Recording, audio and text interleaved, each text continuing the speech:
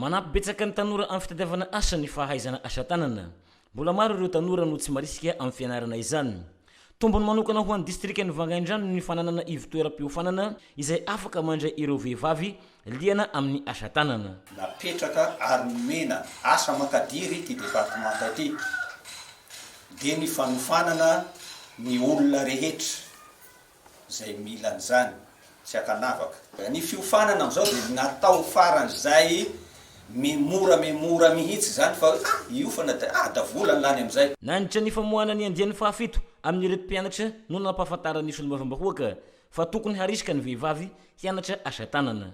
Efa miela eto Vangaindrano efa aiza manao na miresaky zaitry na miresaky informatika.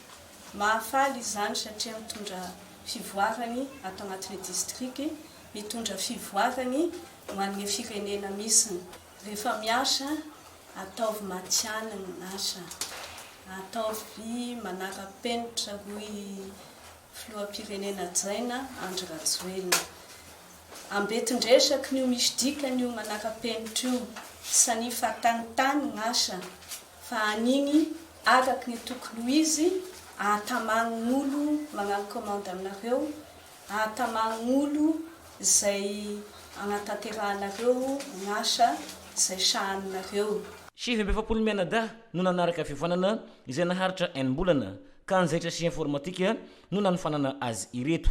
Samy nomena sertifika avokoa mba ho fanampiana azy ireo amin'ny fitadiavana asa fivelomana.